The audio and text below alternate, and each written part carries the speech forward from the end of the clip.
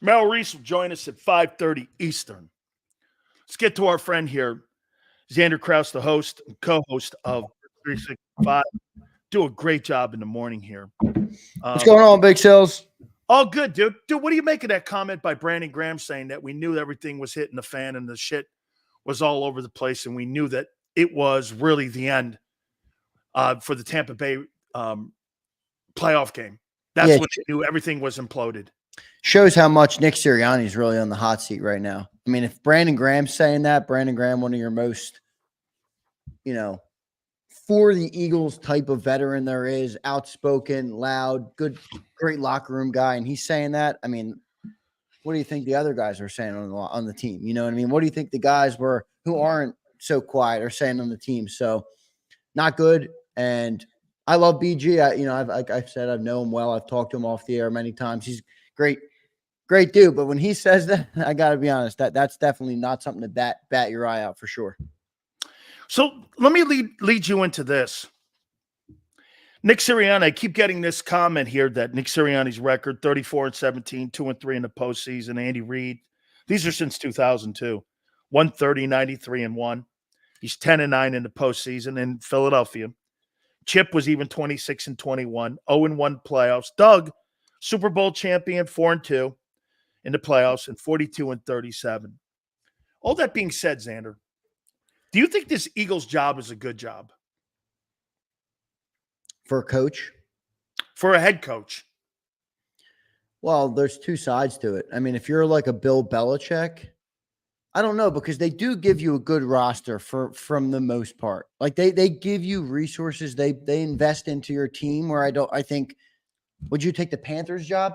No. But here, when you say they invest in your team, no, they invest in their team.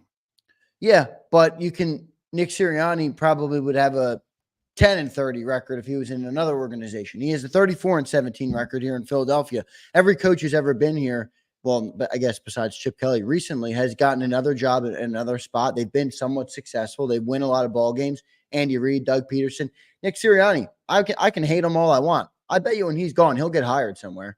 Brought a team to the Super Bowl, won a lot of ball games. So from that perspective, yes. But if you're a guy that likes to be in control, which I think most head coaches have that personality, probably not, right? I mean, you got to answer to a lot of masters to be the coach in Philly.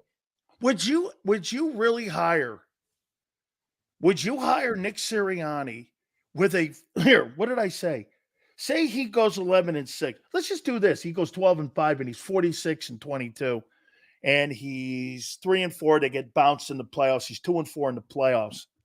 You're telling me if he gets fired, goes to the playoffs 4 years in a row, you're an owner, you're going to go, well, why has this guy got such a great record? And why has this guy just been fired? You're not going to ask that question about what his skill set is, and you're going to go like this. You fire coaches with shitty records. You don't fire coaches with exceptional records. I think that puts more of a red flag to me on the hiring than it would be if a guy who was 10-30. I think that's why they kept Nick. Namely that reason. You're going to fire Doug 3 years removed from your only Super Bowl in franchise history. And then Nick Sirianni goes back and they fire him right after a Super Bowl as well. It's just not a good look. No coach wants to go there. But look, Dan, there's only 32 of these jobs, man. At the end of the day, every one of them is attractive.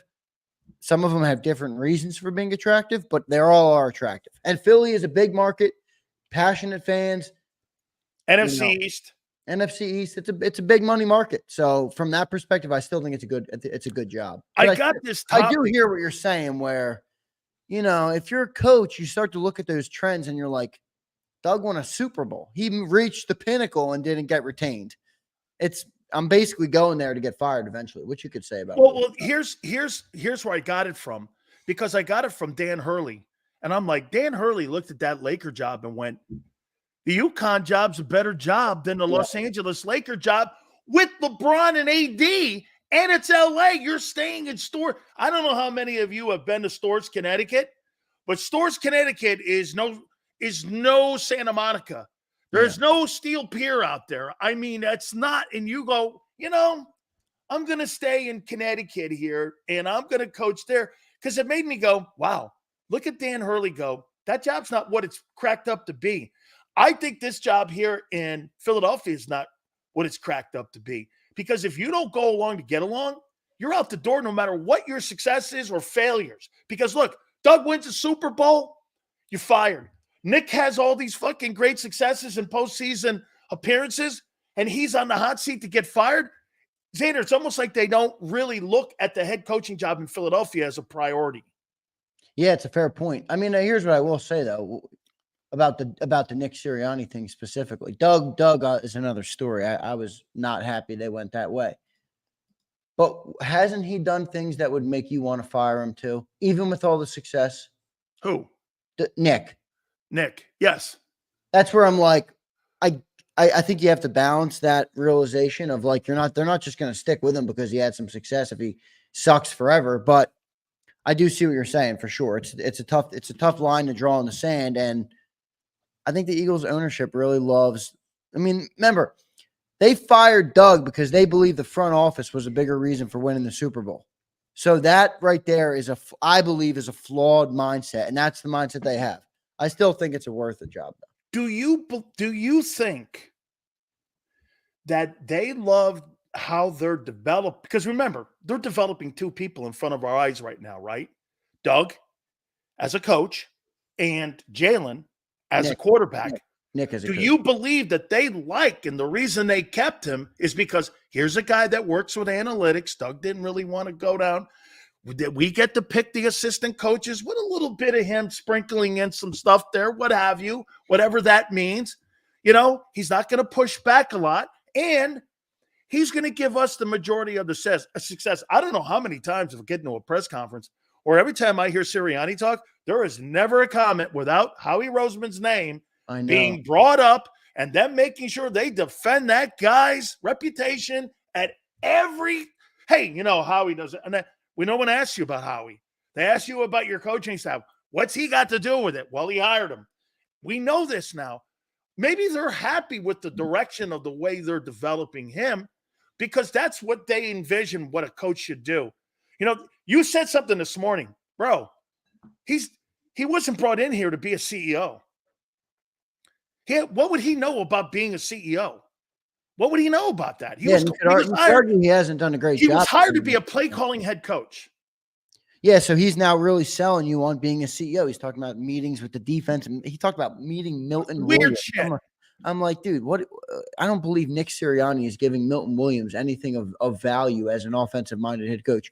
But that's what they've turned him into, and you're right. Maybe that is what they want, right? A guy that doesn't have much say on either side of the football. He's going to go out and give the team or give the lip service the front office wants, and is going to be malleable, I guess you could say, and open to whatever the front office wants to do. It's a fair point. It's a fair point for sure. And by the way, they are winning games. I mean, they didn't have a good year last year, but overall they're winning games. So he's managed. By the way, you had a shitty year and you won 11. Yeah, true. I mean, what do you think the Jets would do with that? I mean, the Jets would be freaking out if they won 11. That's another shit show in New York. Oh, that's where we're going here now with the Reddick deal. All right. I don't know when you can actually say who won this because remember something here. For that thing to turn into a second-round pick, he's got to play 67% of the snaps this year. And on top of that, he's got to get 10-plus sacks. I don't know if that's or if that's both in that parameters that they put that contingency on that draft pick. So we don't really know what that's going to look like, but I would say this and I would concede to this. There's no doubt that Howie got ahead of this and didn't want this in his locker room because now it's a New York Jets mess because he's not at mandatory camp today. Yeah, it's definitely a mess in New York. And I still wonder if it was worth it to just extend him. But again, we talked about this yesterday where it seems that they didn't want the guy in the building, even if they thought he was worth $20 million. It seemed like they wanted to move on from the player. Now it looks better for Howie. But I will say, let's still give this a little bit of time here. It's just off-season work. We're in June right now. I still believe Haason Reddick is going to play for the Jets this year, whether he gets a new contract or not.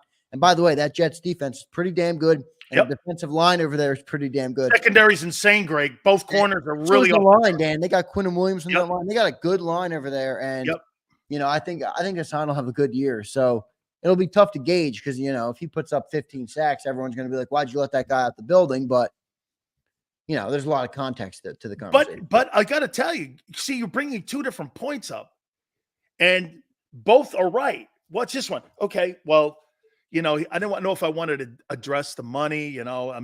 Okay, but I could have addressed the money by making the player play his final option year out, like Javon Hargrave, by just forcing him to stay. He's not going to not play come this season because, like you said, he's not going to not miss out, like Gary Cobb said also yesterday, on $15 million. All that being said, maybe there was more of a cancer issue in the locker room with some of the shit that he was saying, because a lot of this stuff, Zander, looks to me coming from his agent. And his agent spreading that shit out. Maybe it pissed Howie off, and he went, I'm getting this guy out of here, and I don't care how we get him out. Yeah, I think that's fair. Maybe a little bit of Haason Owens. Yeah.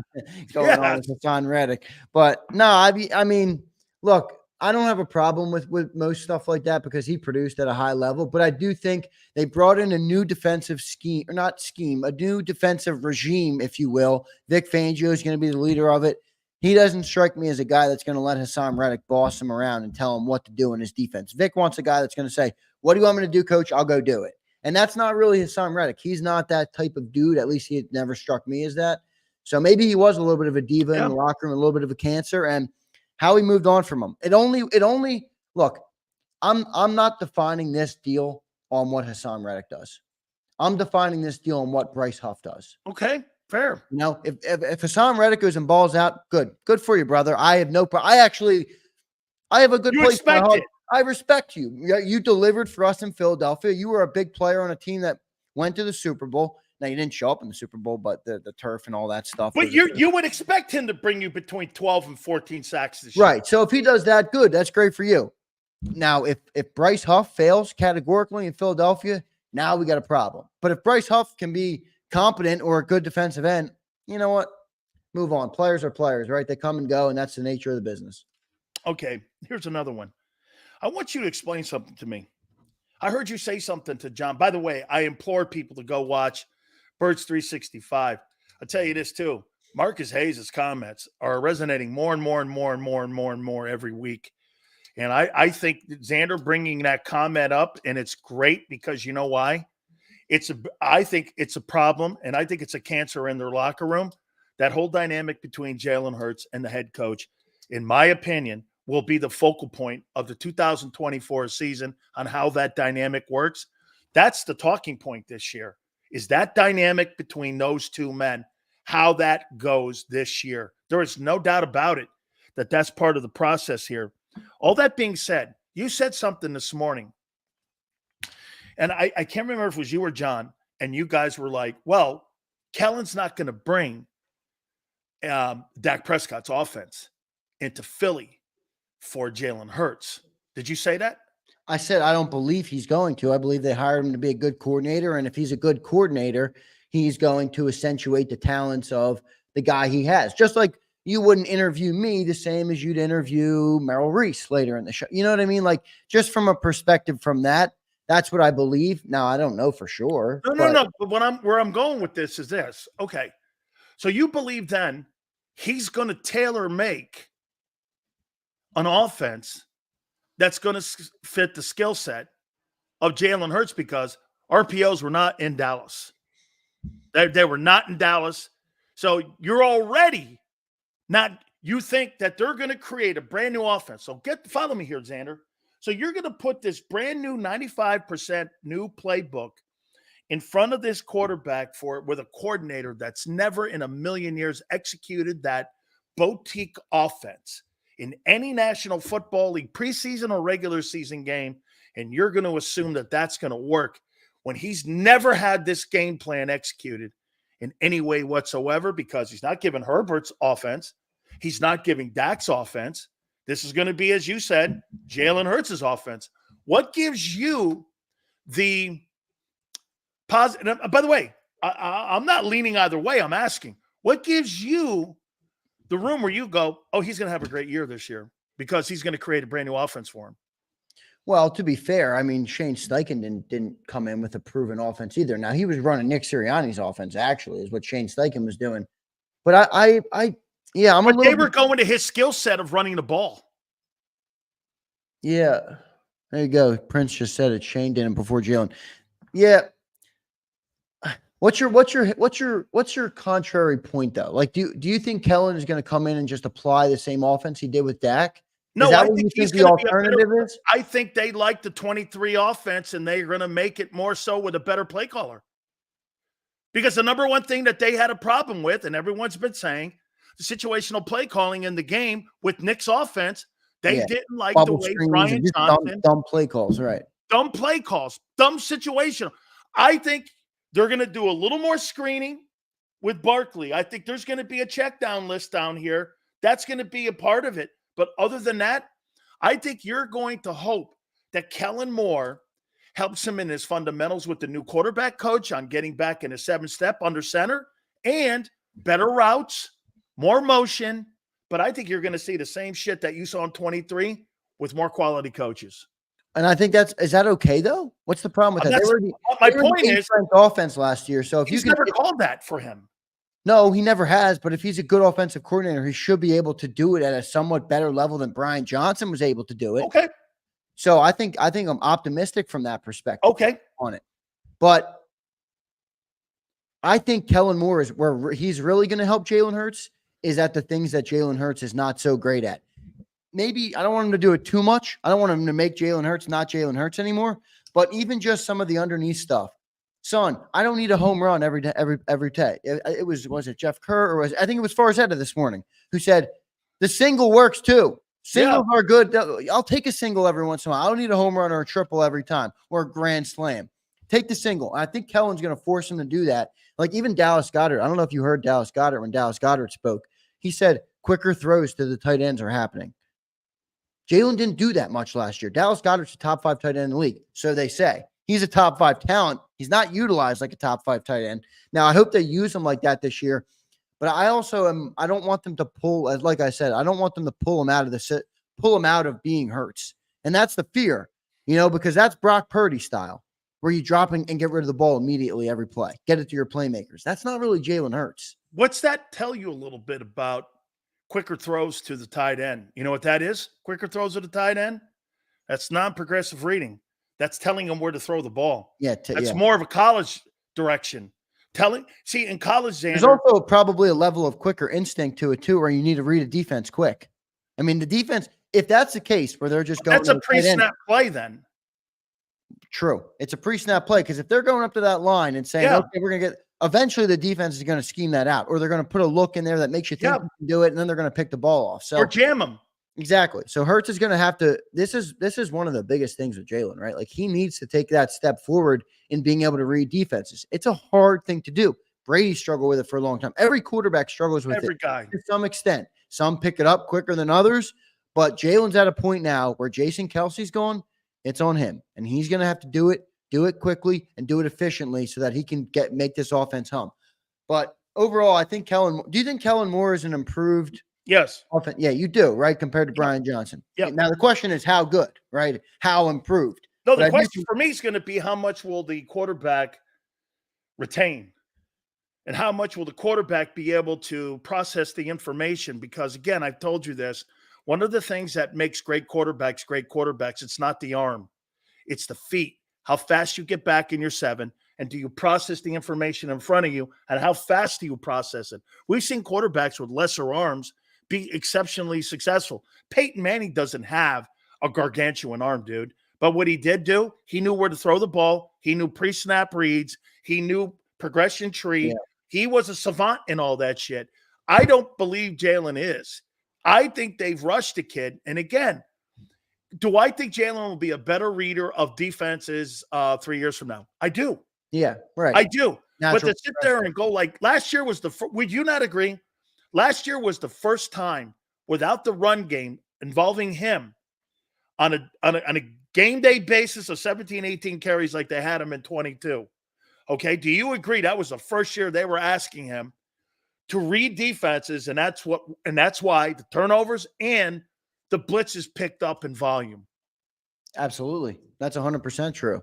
Now, I wonder if the one scary part, I guess you could say, about this is Jalen kind of tipped his hand that he hasn't picked up on this yet. That's why he made that comment about the I know. 95%, because he knew everybody was talking about the offense being poor. We didn't hire Kellen And Moore. when he asked him, "Do you like it?" It's too early. Yeah, and the other point is Kellen didn't get hired last month. He got hired in June or January. This is 6 months ago now. You know, I mean, I know you're not getting much chances to install this offense, but You're 40 hey, days man, out. you only had how many months in an off season? Like, you got to start picking this up quick and getting meaningful reps. Because if you don't, we're gonna sputter for 8 weeks out of the gates. 40 days until camp. That's 40 days till camp. That is crazy how quick it's going. It feels like we were 40 days from the collapse, but that was 6 months ago.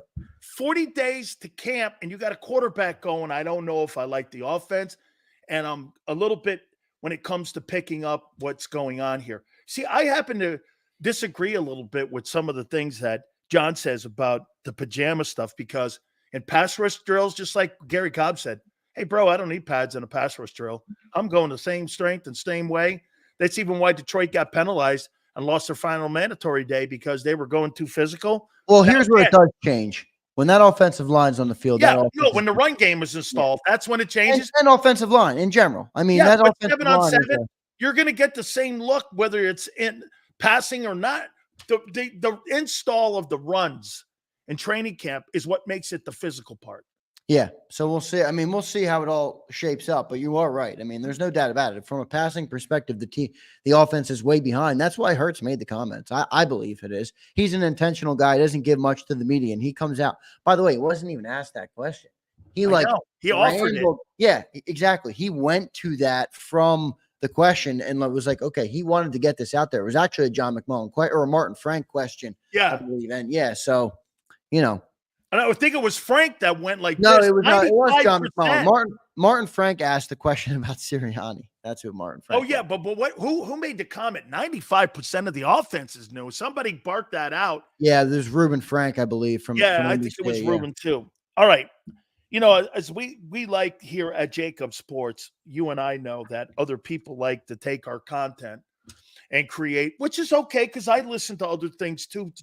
I listen to you guys. So, I mean, I get it. So, you know, Big Sills has always been thumbs up, stock down kind of thing. And I wrote these guys' names down for stock up, stock down this offseason here. What do you want to start with first? Do you want to do up or do you want to do stock down? Let's go stock down first. Stock down. Okay. You know, Zander, I'm going to take a sip of water myself here because you could be onto something, but you didn't think it clearly. And now I'm kind of helping you here on it because here, listen to this. Bradbury stock's down, correct? Yeah. You're not going to trade him for anything. Nobody's going to take the contract up. However, Slay has value. Yeah. I know. So he's on this team for a reason. Maybe it's Slay. If these guys get into training camp, because a 33-year-old Slay could get you a 5th rounder, 4th rounder. He's been a Pro Bowler the last 3 years. Somebody would pick that up. Then you have Bradbury with experience backing up Keely Ringo and Isaiah Rodgers. And the problem you is have a guy in the building that played in 22, the style that made him a second-team All-Pro, who's 30 instead of 33, going on 34. It's a better That's move. not wild. It's a better move. Here's why. You get 3 years younger. And everyone's like, why would you get rid of Slay? And I get it. Originally, that's my initial thought. They're going to get rid of him anyway. They were 31st in pass defense last year. I don't care how good Slay was. It wasn't good enough to be better than 31 with James and him out there. There's not even a sense in keeping them. You might as well rip the Band-Aid off. You're going to be somewhat better. I mean, you basically can't play the young guys. Play the young guys, and you get younger with the older dude in Bradbury. Here's the problem, though. You're not going to put Bradbury on the bench. He can't play special teams. So you need those backup corners to play special teams. He can't play. And then you put him in the slot? I guess you probably could. I mean, he's bigger. He'd probably be better in the slot, but didn't they try that last year? And that was the thing they got that Desai got crushed for, is they put him in the slot and he got burned. Is that the thing up there in Seattle that he did? I think it was. I don't know exactly where it At was. the Seattle game, they dropped him in the slot up Because I there. remember John's always like, look, Vic Fangio will do that. Nobody will bat an eye, but Sean Desai hasn't earned the right, so everybody goes nuts on him. But I think it's a You better might be onto something here because Bradbury's going to give you nothing. Okay, he's going to give you nothing. However, from a return, from a return market value, I'm going to get something on a return and get that off my books. Where that $9 million hit on Bradbury doesn't look so bad if I get rid of that other $10 million off my books on Slay. Now, will they take this into the season, though, you think? Like, no. what if think like no, I would be shocked if both men are still on the roster September 6th.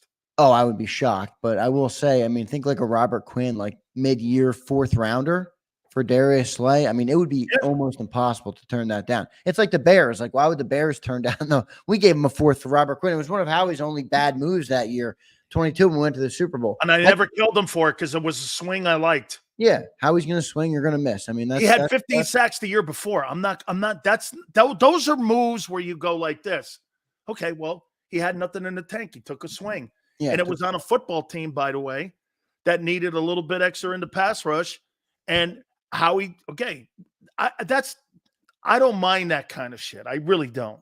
No, I don't either. I'm with you on that for sure. Look, they're NFL GMs, man. They don't shoot 100% from the field. Nobody does. So you have to be all right with it. I'm with you. I'd rather have a GM that's taking shots when he feels he can go the distance than not taking shots. And by the way, the 2 other signings he made that year, Sue and Linval Joseph, were massive. Linval Joseph was a huge impact on that football team. And it affected not only the defensive line when it came to run stopping, but it also impacted the play. Remember after that Pittsburgh game or Tennessee game, how out of gas Fletcher Cox was? Fletcher Cox turned his game around in that season because when they brought those guys in, they gave him more limited reps and they were higher quality production. Yep, absolutely. That's how good he played. Yeah. That's how good. Okay. Wait, just to circle back, though, on the Slay thing, I do think that's possible. I almost think it's likely.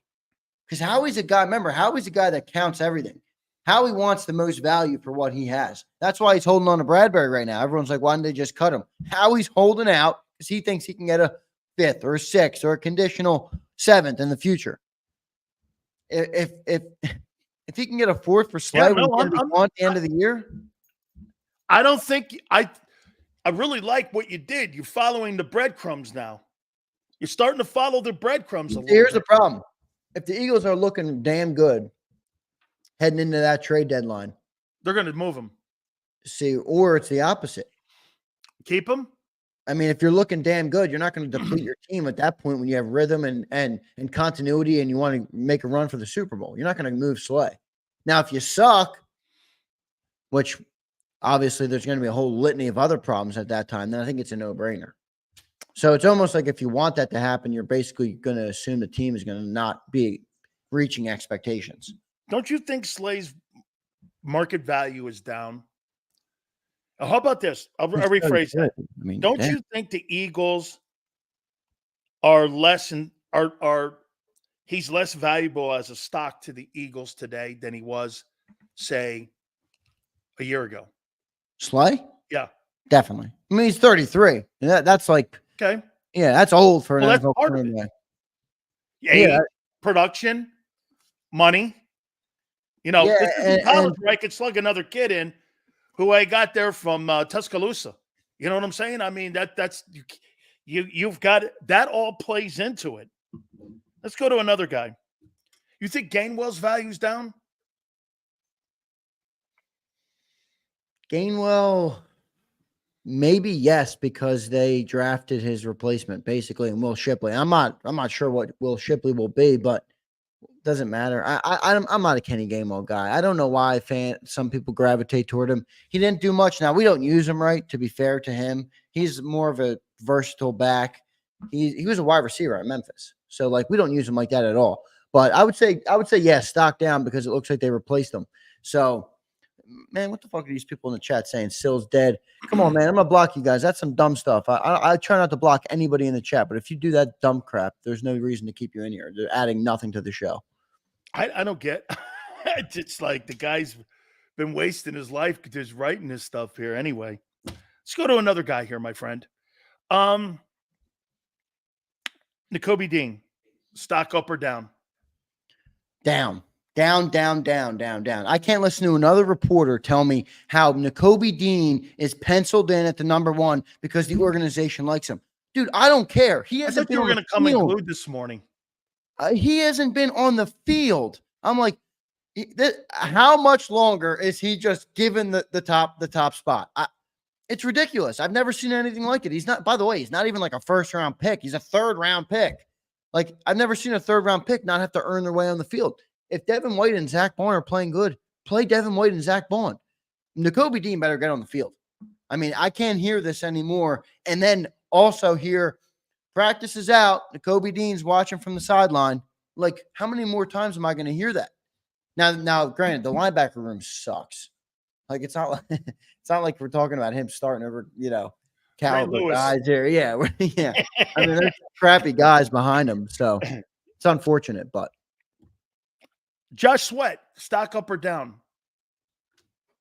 I'd say down because he died or he fell off at the end of last year because of how many snaps he played, and you got rid of Haason Reddick, and now they got him second team. Yeah, but who'd they have on first team? Well, they've for whatever reason they're turning into the league 34 front. They're not turning in a 4 front, so they have him behind Huff. Here, wait, let me double check that. Well, so who do they have on the field then? Okay, well, the 34, they have Milton Williams, Jordan Davis, Jalen Carter, Bryce Huff, Dean, White, and Nolan Smith. That's what they turned into the Players Association as a starting front 7. If you have a 4-man front? 3-man. Your ends are Milton Williams. And Jalen Carter. Got it. And your nose is Davis. Your outside rushers are Nolan Smith and Bryce Huff. Your inside linebackers are Dean and White. That's your front 7. I'm all right with that. I mean, I don't think Josh Sweat's going to be here long. Wasn't there rumors of him getting traded? And then he was, they kind of kept him around because I guess they moved on from Reddick. I've never been a Josh Sweat fan. He never, quote, fully lived up to his expectations, and it's annoying because he's like the perfect build for a high-end edge rusher in the NFL. Ultimately, it hasn't really worked out. I mean, I guess it's worked out. It hasn't been great. I'm not sold on the player. Last year he fell off a cliff. That's his problem. Some days you're looking at him and you're like, holy moly, this guy can be a tremendous edge rusher. Other days it's like, where the hell was that dude? So I don't want a player like that anyway. Too inconsistent. It's too hard to build a defense around guys like that. But the worry with him this year is, like I said this to John this morning, we talked about Josh Sweat, and I'm like, he fell off last year with those many snaps. John's like, well, he's going to play less this year. I'm like, really? How? 946. And he's like, Brandon Graham is on his year out. Maybe he can play more. I'm like, come on, John. You think Brandon Graham is going to take snaps away from Josh Sweat at 35 years old? I don't see that. No way. No way. I put down. Now, let me ask you this one. This might be a tough one for you.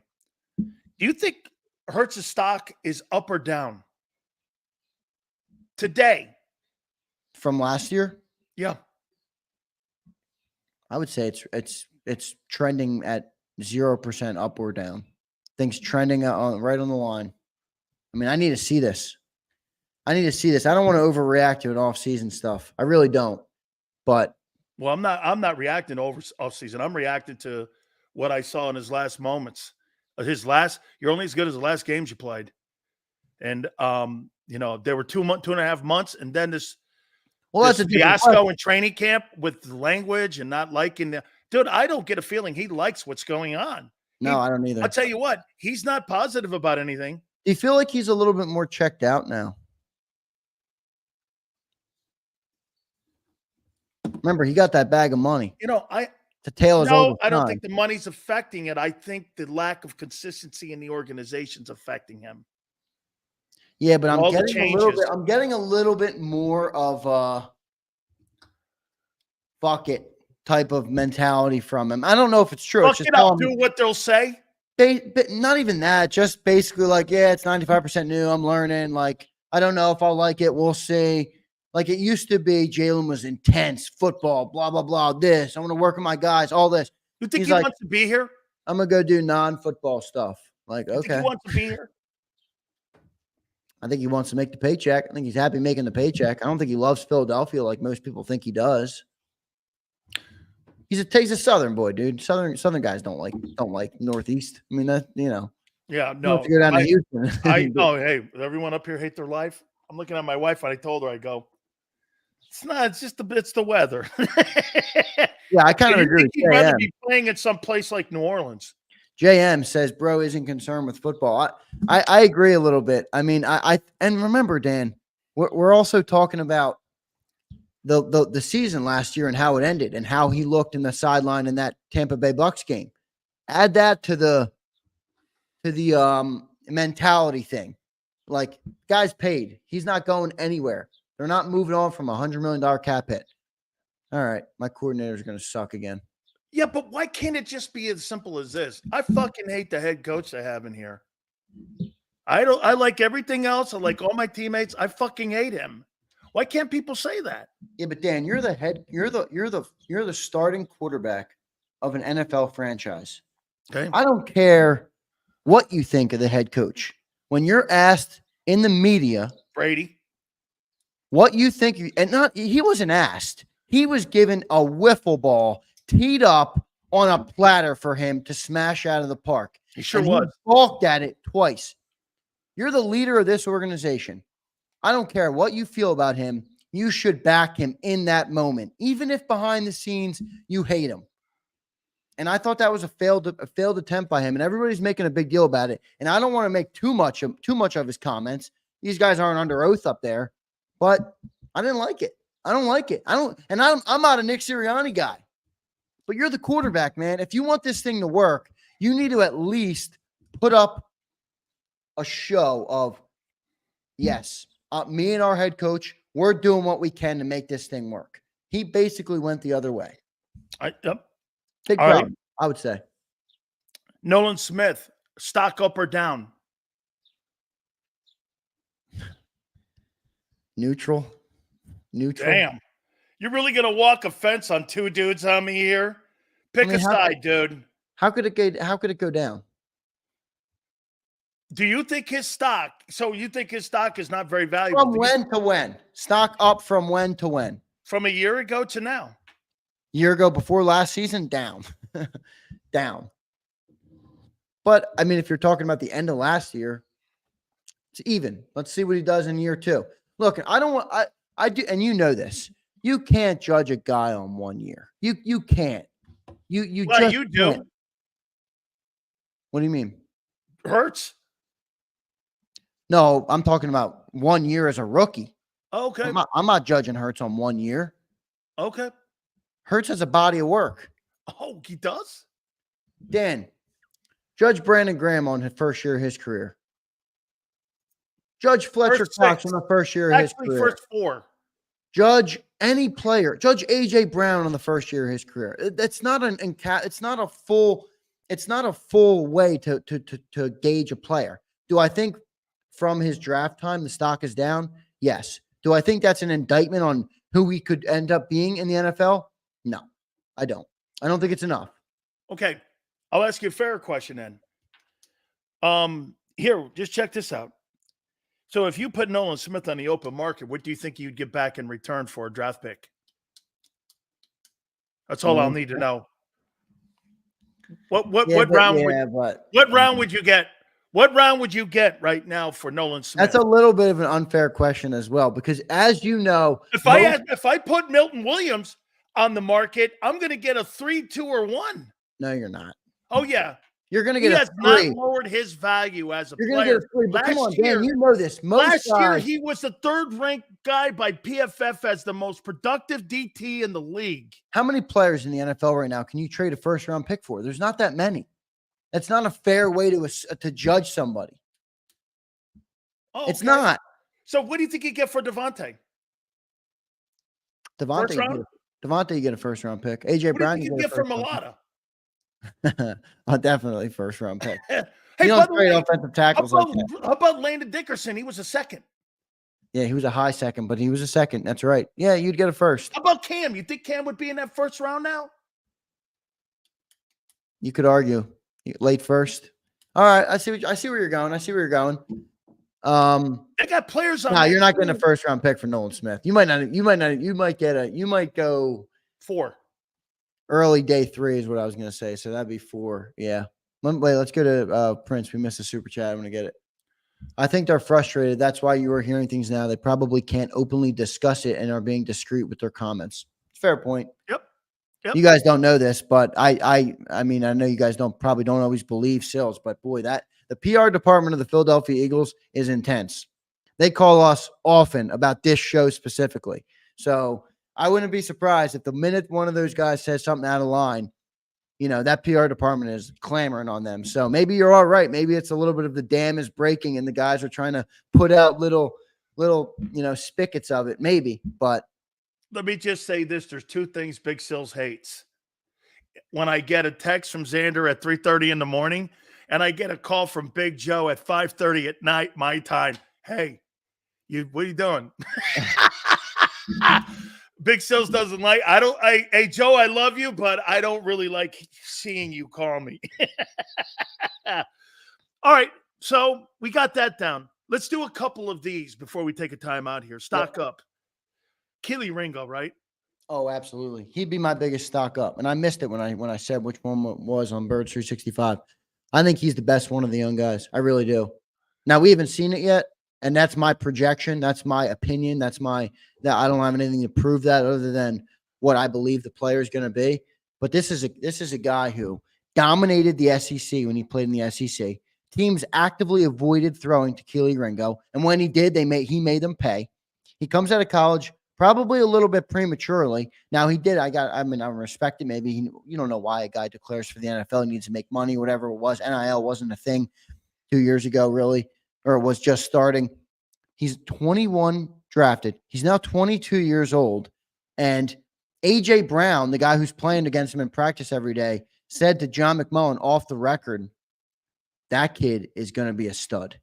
And that's a guy, look, you might not like A.J. Brown. A.J. Brown is good enough to know when a cornerback is going to be at least decent. Hey, you're at the John, and that's why John says openly, that's why I believe in Keely Ringo, because the best receiver I've ever covered told me he's going to be damn good.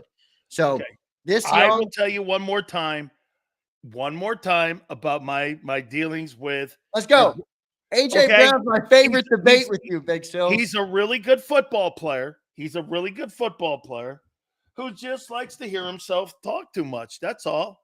And by the way, I should probably like that. True. It's not because again, I mean, the guy doesn't even talk that much. Like you act like he's one of these guys. Like he does not talk by any standard. I will be holding my press conference later on today, so all of you minions can come over and watch me talk.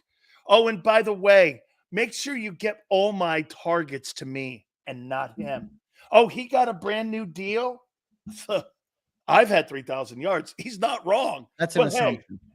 2 years left on his deal. He cried his way into a contract. Yeah, and then now the Eagles made out like a bandit. They got ahead of the wide receiver market, and in 2 years' time, he's going to be the 8th paid receiver, producing like a number 1, 2, or 3. Come on, man. JM asked if I'm lying about that. JM, I promise you, I am not lying about the Eagles PR department calling about Dan Sileo. They are not a fan of this show. The entire Eagles organization. Let's go to Isaiah Rodgers. Thumbs up, thumbs down. Yes, big stock up. We'll see. I mean, you put him in yesterday as your starter.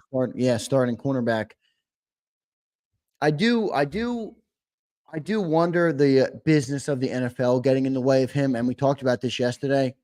Keely's playing good in practice. He's a draft pick. Quignon's playing good in practice. That's a draft pick. Cooper DeJean's playing good. That's a draft pick. Are they going to just give them guys a slight edge if they're all right there? Battle, you know what I mean? So that's where I wonder where Isaiah gets on the field. And that's why I brought up getting rid of Slay potentially. Because no. I would rather build my defense around guys that are going to be here for the foreseeable future. Play the younger guys. Isaiah Rodgers is probably a guy you can get if he pans out. Or not pans out, but he plays like we're expecting him to play, or we're hoping he can play. You could probably get him on a bargain deal. You know, you might be able to get him on a 2-year deal at $10 million a year, you know, and have a guy that at cornerback playing that good. So I like him a lot. Is he a slot corner? Do they put him in the slot? He played outside in Indy, but he's more built like a slot. I don't know. He's the most gifted athlete back there. Yeah. Now, granted, remember, this is helmets and shorts where guys like that thrive. You know, Still, the one knock on Isaiah Rodgers coming out of his the physicality getting guys on the physicality, ground. yeah, and that's what Keely Ringo brings. I'm telling you, this Yeah. guy can hit. Keely Ringo is the full package. I am so high on Keely Ringo. I think he's going to be the cornerback of the future. I think he has a better chance at being our long-term cornerback Than Quinyon Mitchell. Than Quinyon Mitchell. And Now, I'm not put Mitchell in the slot. right. I'm not saying Quinyon's not going to be. I'm just saying, talk to me in 5 years. I think Keely Ringo is going to be on a fast track to being a pro, or a Isaiah Rodgers, Keely Ringo, Quinyon Mitchell, and Cooper DeJean. Then makes Reed Blankenship and Sidney and them guys create even more competition, more depth, and you've created a secondary that's in line with your old line in depth. Yeah, that's the move right there. I mean, imagine Ringo. Look at Robert in the chat. Ringo, Mitchell, and Rodgers. That's young though, dude. Is that too young? Well, that's what Kansas City did. But they did have Snead. See, Snead was the one X factor in there. But when Snead's contract came up, what'd they do? Hey, man, we believe in our young guys. Look at what Kansas City did. Now, 60 or 15 on the other side gives you the ability to go, fuck it. He could throw us out of trouble. Yeah. So, I mean, he does afford that. It's tough to compare anything to them, right? No doubt, because the quarterback and the two coaches are insane great. Patrick Mahomes is just that good. So it's really hard to it's hard to compare, but I agree. I mean, that's what they did. That's what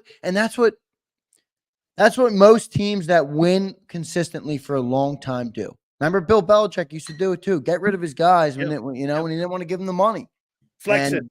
Tell Howie and company to get used to it because we ain't going nowhere. However, flexing, that's not something I'm going to sit here and parade around. Okay, that's not a victory lap thing. You know what that is? What? I think it is. It's more of this. It's more that we have their attention for me. And we have their attention that what we say here, no matter if I have 4 people watching, 4 of them will be from the Eagles. So just remember that. Dan, we're a small network founded by me and my father. We are broken into one of the biggest media landscapes in Philadelphia in football, a market most other people doesn't. Pick anybody in the chat. Pick your biggest favorite Eagles YouTuber, however many subscribers they have. I promise you the Eagles don't care about them. I promise you.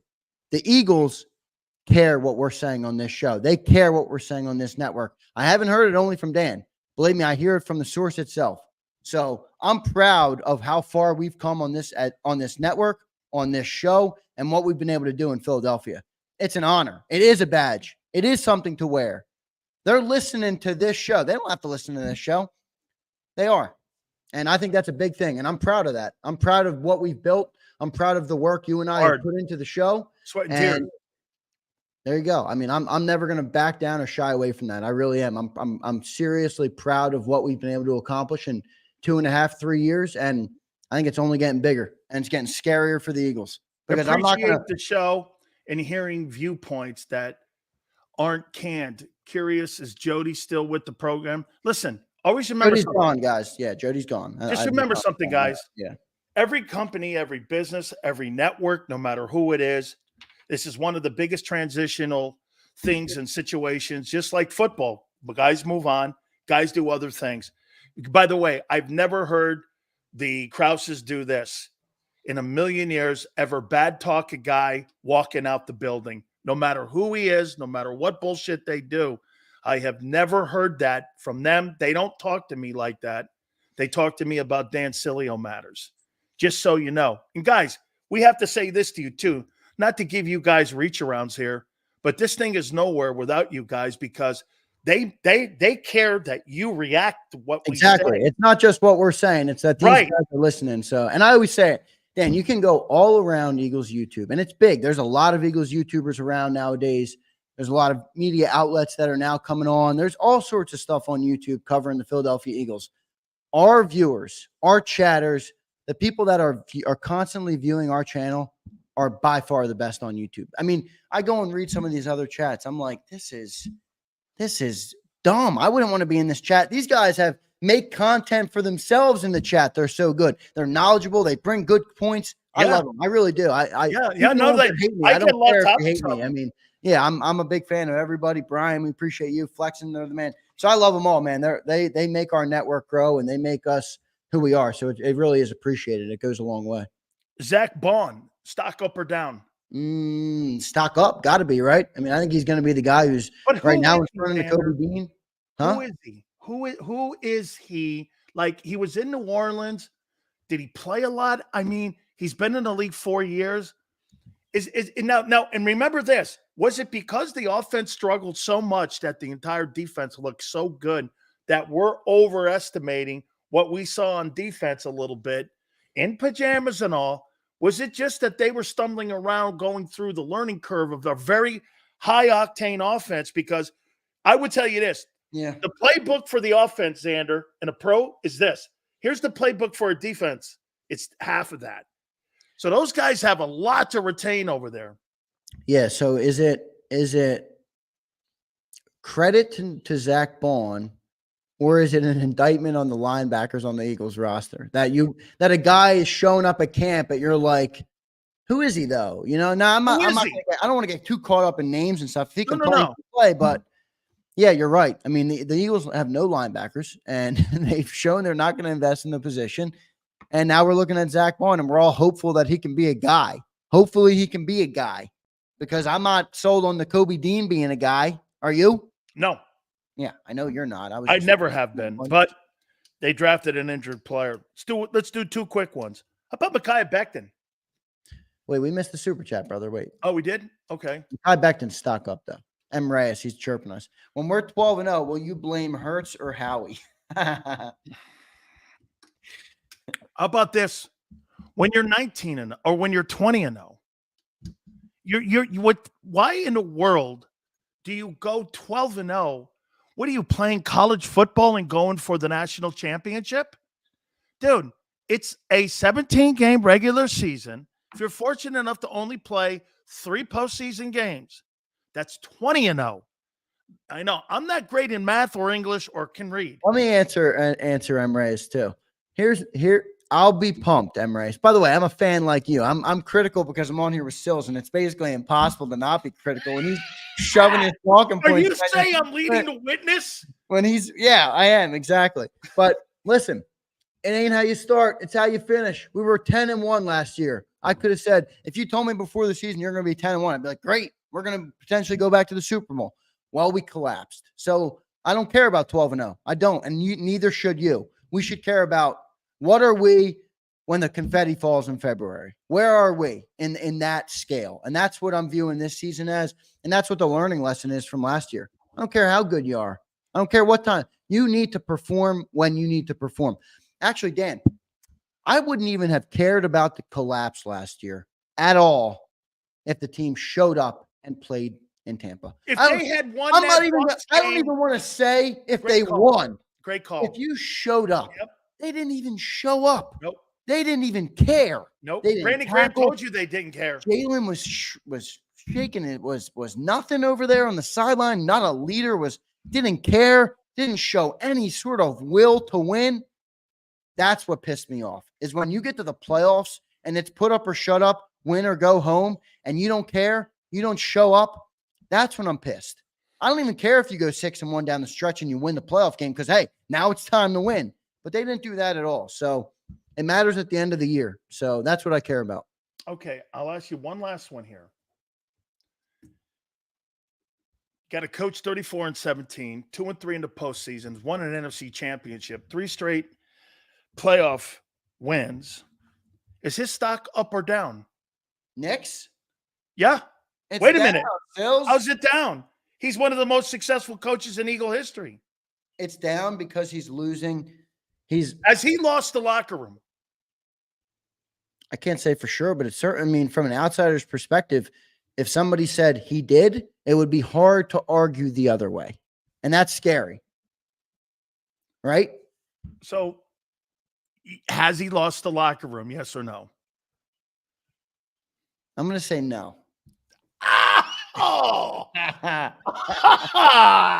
There, see, he can't do it because you know why? He loves his birds. No, because if I do, that means we're going to suck eggs this year, dude. Hey, wait. So you don't believe that guy? You think that guy has the pulse of the locker room with his players? No, I don't. The quarterback hates your fucking guts. Yeah, but Dan, what if he stays out of the way? Back to your list. Back to your how the Eagles get back to the Super Bowl. What if he stays out of the way? Okay, what if here's all another. Kellen Can Moore's he win offense? back the It's locker all room? Vic Fangio's defense, and Nick Sirianni shuts up and does what he's asked. Okay, how about this? This is how you say he keeps his job. What if he does all that, stays out of the way, and does that? Can he win his locker room back? Maybe, but he doesn't have the problem with that is I think when you get to a certain level, people respect you for what you do. Jalen couldn't even tell us what he did. He says, it's a good question. He's been given a good message to the team. Okay. Is that why he's the head coach of the team? To give a good message? Welcome back, guys. So from that perspective, yeah, right. From that perspective, I don't know if he can win him back. You know, I really don't. I mean, I don't know, Dan. If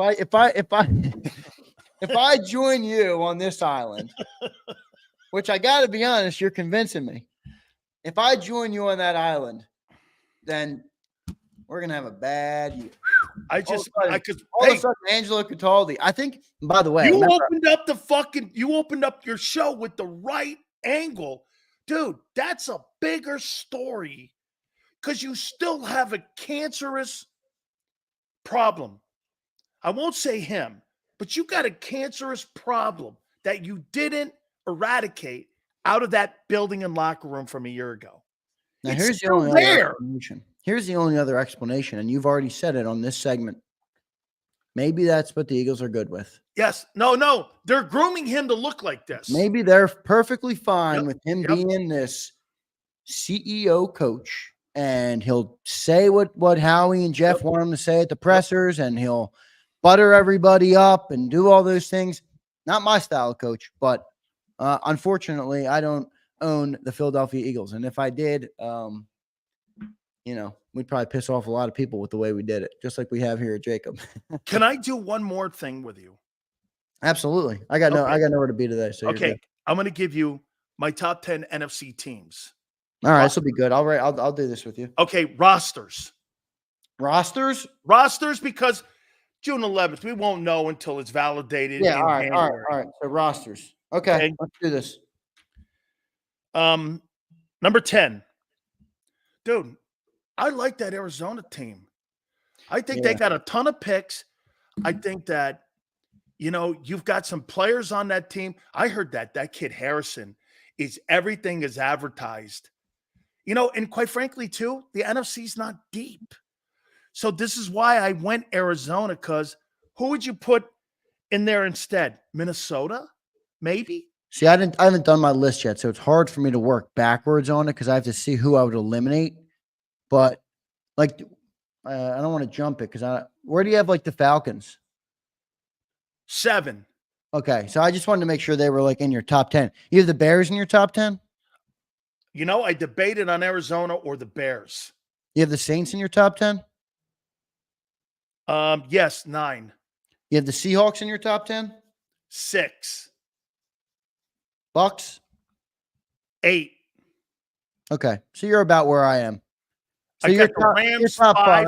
Is, I got the Rams 5 because I can make a top 5 right now. It's harder for me to go to 10 because I don't have the list. I didn't make a list. Okay, well, make your list up and I'll read mine to everyone. Okay, go ahead.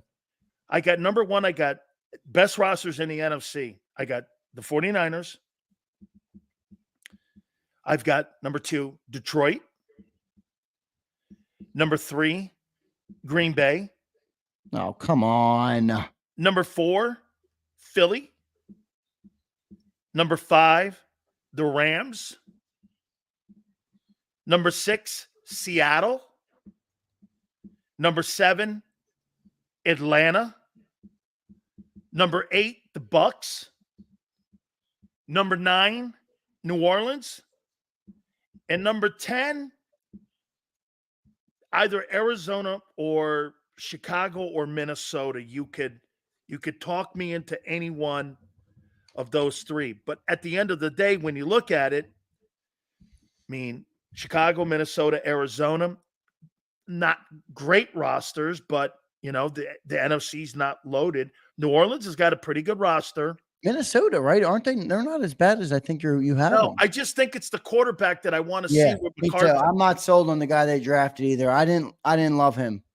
JJ Yeah. McCarthy. 300 times. They won a ball game Yeah. not throwing a football in the second half against Penn Not my State. cup. Not my cup of tea. Would not have went with him as the quarterback of that team. Let me hear your top 10. So mine's pretty close to yours, to be honest. Let me start with one. I have 49ers. I have the Eagles at 2. Detroit at 3. Green Bay at 4. I think LA at 5 is appropriate. They're actually being slept on, Dan. You're not hearing much about them right now in the offseason. I think they've done some good things. They have the best coach in the NFC. I think they're going to be a pretty solid team this year. They got a good running game. They got good receivers now. Offensive line they added some additions on the offensive line. They're a sleeper team. They lose Aaron Donald. That'll be something. But that kid they got from Wake Forest last year, who turned in 9 sacks last year, is a pretty good-looking ball player, but he did play next to Donald. But I like the Rams, too. They got the Andy Reid of the NFC in play calling. Yeah, I'm going to go – I can't go with you at Seattle at 6. You know what, Dan? I tried – receivers that compare to yours, too. Yeah, and they got a running back that's pretty good. Hard last year for me to like Geno Smith and give him the benefit of the doubt. And I know. I thought, man, like when he was putting together that string of games, and I'm like, dang, Geno is going to be it, And I'm proud of him. It's cool to watch a guy turn his career around. I think that's all. That's like why we like sports, right? I just don't like. I don't know. Last year I watched every game, and I'm like, I don't see it anymore. So I'm going to put them down at 9. But I have ATL at 6, New Orleans at 7. Their defense is slept on as well. That New Orleans defense is really good. Agreed. Really good. And they added Chase Young to that too, by the way. Yep. And then I'll have Bucks, Seattle, Chicago. I'm going to bump Arizona. I'm not ready to go there with Arizona yet. I'm also not really a Kyler Murray guy too much. He did hand the Eagles a loss. Had to remind me of that one, right? Hey, but then again, he handed Dallas a loss. Yeah. Jonathan Gannon, baby.